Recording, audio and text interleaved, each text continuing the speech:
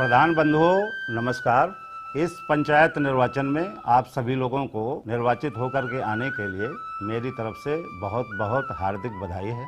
आज जो हम विषय लेकर के आए हैं उस विषय का मतलब है कि गांव सभा की बैठकें, उनका कोरम और उनके कार्य। गांव सभा की बैठक और कोरम की जब बात हो रही है तो सबसे पहले ये जान लेना बहुत जरूरी है कि गांव सभा क्या होती है। गांव सभा का मतलब गांव में निवास करने वाले उन नागरिक समूहों से है जिनका नाम गांव की मतदाता सूची में दर्ज है।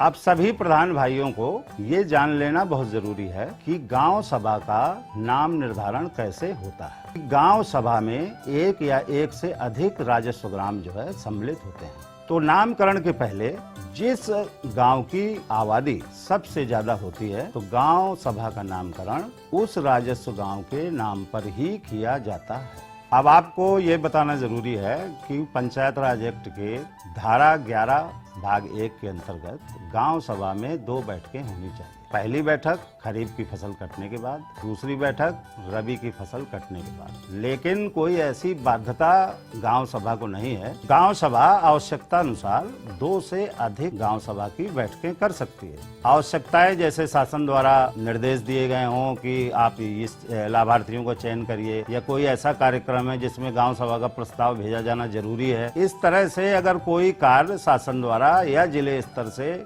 ऐसा किसी केंद्र की योजना के लिए, राज्य सरकार की योजना के लिए, या गांव सभा खुद ऐसी आवश्यकता समझती है, गांव के 1/5 लोग किसी महत्वपूर्ण विषय पे आवश्यकता समझते हैं कि गांव सभा की बैठक बुलाया जाना जरूरी है, तो गांव सभा 2 से अधिक बैठकें भी कर सकती है। अब आपको इस बात की जानकारी होना आवश्यक है कि गांव सभा की बैठक बुलाएंगे कैसे। तो गांव सभा की बैठक बुलाने के लिए पंचायत राज एक्ट में ये व्यवस्था है कि कम से कम 15 दिन पूर्व नोटिस दिया जाए और इस बात की सूचना गांव सभा के सारे महत्वपूर्ण स्थानों पे चिपकाकर गांव सभा के सदस्यों को अवगत कराया जाए, डुग्गी पिटवाई जाए। इन सब का आशय प्रधान भाइयों ये है कि अधिक से अधिक लोगों को ये जानकारी हो कि गांव सभा की बैठक की तिथि स्थान क्या है, ताकि वो अधिक से अधिक संख्या में गांव सभा की बैठक में पहुंच सके। अब सभी लोगों को ये उत्सुकता होगी कि गांव सभा की बैठक बुलाएगा कौन और गांव सभा की बैठक की अध्यक्षता कौन करेगा। तो इस संबंध में है कि गांव सभा की बैठक जो है ग्राम प्रधान जो है बुलाएगा और गांव सभा की बैठकों की अध्यक्षता भी ग्राम प्रधान करेगा।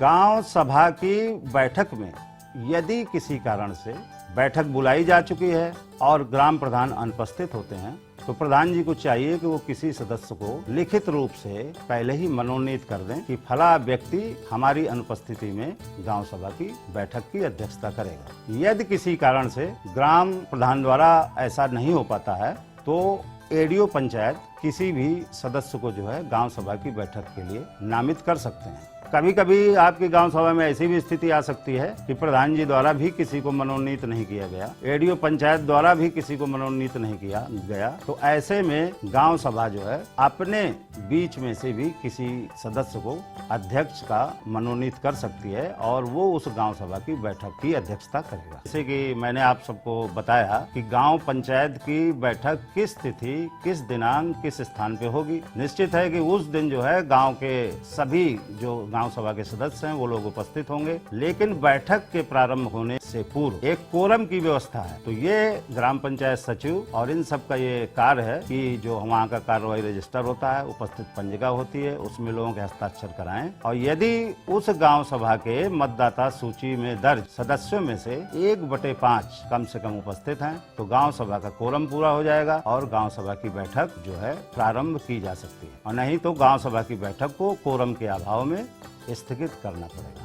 और कोरम के अभाव में स्थगित बैठक को जब आप अगली बार जो है गांव सभा की बैठक करेंगे तो उसमें आपको ये देखने की आवश्यकता नहीं है कि कोरम पूरा है कि नहीं, लेकिन हमेशा यह ध्यान रखा जाए कि जो गांव सभा की बैठक कोरम में के अभाव में स्थगित हुई थी उसके एजेंडा, उसमें लिए गए कार्यक्रम में परिवर्तन न किया जाए, क्योंकि ये बैठक उसी बैठक के क्रम में की जा रही। गाँव सभा की बैठक के संबंध में ये भी अवगत कराना है कि कभी कभी गाँव में बोलचाल की भाषा में गांव सभा की बैठक को खुली बैठक भी कहते हैं। लेकिन खुली बैठक शब्द, इस तरह का कोई शब्द पंचायत राज एक्ट में नहीं है, लेकिन व्यवहार में अगर खुली बैठक कहा जाता है तो उसका अर्थ यही है कि गांव सभा की बैठक, और इसमें जो है गांव सभा के सभी मतदाता सूची में दर्ज सदस्य जो है इसके जो है सदस्य होंगे। तो गांव सभा की बैठक प्रारंभ होने में सर्वप्रथम हम गत जो है गांव सभा की बैठक की कार्रवाई को पढ़ करके सुनाया जाएगा,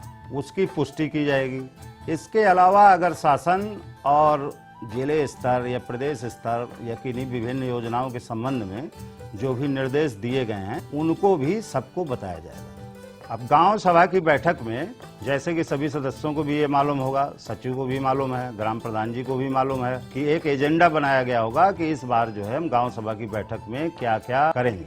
गांव सभा की बैठक ज्यादातर हम कार्य योजना बनाने के लिए बुलाते हैं। जितनी विभिन्न सरकार की कल्याणकारी योजनाएं चल रही हैं, चाहे वो पेंशन की हो, चाहे लाभार्थी चयन की हो, आवास की हो, तो इन कल्याणकारी योजनाओं के जो लाभार्थी चयन किए जाते हैं उनके का चयन जो है हम गांव सभा की बैठक में करेंगे। हमारी जो योजना बनती है वो कहलाती है गांव पंचायत विकास योजना, जिसको कि अंग्रेजी में हम GPDP भी कहते हैं। तो इसमें हम गांव सभा को ये मालूम है कि मेरे पास जो है कितना फंड है, कितना हमारा बजट है। राज्य वित्त आयोग, 14वें वित्त आयोग और विभिन्न योजनाओं में हमारे अपने स्रोतों से कितनी हमें धनराशि प्राप्त है। तो सभी प्रधान भाइयों को चाहिए कि गांव सभा की बैठक के पूर्व ही नोट कर लें कि गांव सभा के पास कितने फंड जो है उपलब्ध हैं। केंद्र की योजनाओं से कितने फंड हैं, राज्य की योजनाओं से कितने फंड हैं, गांव पंचायत की अपनी आमदनी कितनी है। गांव सभा के सदस्यों की बैठक करने के पहले भी सभी प्रधान भाइयों को चाहिए कि अपने स्तर से भी ये गांव का सर्वे करा लें, जानकारी प्राप्त कर लें कि कौन से कार्य जो है गांव सभा को प्राथमिकतापूर्ण कराए जाने के लिए आवश्यक हैं। कहाँ हमारी नाली की आवश्यकता है, कहाँ हमारा पंचायत भवन में क्या स्थिति है, स्कूल में हमारे कौन से आवश्यक कार्य हैं, वहाँ का शौचालय है, वहाँ के जो है दरवाजे हैं, टाट पट्टी या कोई ऐसी जो है टाइल्स लगनी है, या स्कूल की आवश्यकताओं के लिए हमें क्या जरूरत है, पंचायत भवन में क्या हमारी आवश्यकता है। तो इन सब व्यवस्थाओं को, गांव की आवश्यकताओं को देखते हुए प्रस्ताव जो है गांव सभा बनाएगी, और जब ये प्रस्ताव पूर्ण रूप बन जाएगा, बजट के अनुसार बन जाएगा, तो इनकी समस्त की जो है सिफारिश गांव पंचायत को करेगी, और जो GPDP गांव सभा द्वारा बनेगी उसको ही ग्राम समाज में लोड किया जाएगा। गांव पंचायत जो है स्वयं ही 2 लाख तक की प्रशासनिक वित्तीय स्वीकृत प्राप्त कर लेगी। 2 से 2.5 लाख के बीच के जो प्रस्ताव होंगे उनमें ADO पंचायत की स्वीकृति होगी।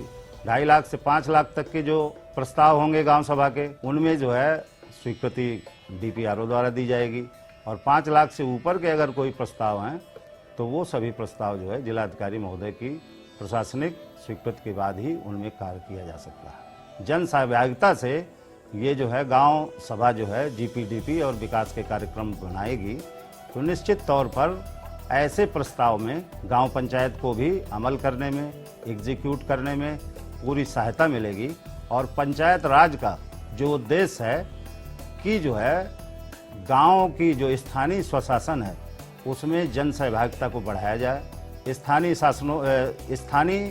जो संसाधन है उनका अधिकतम प्रयोग किया जाए, विकास के कार्यक्रमों को स्थानीय आवश्यकताओं के अनुसार संचालित किया जाए।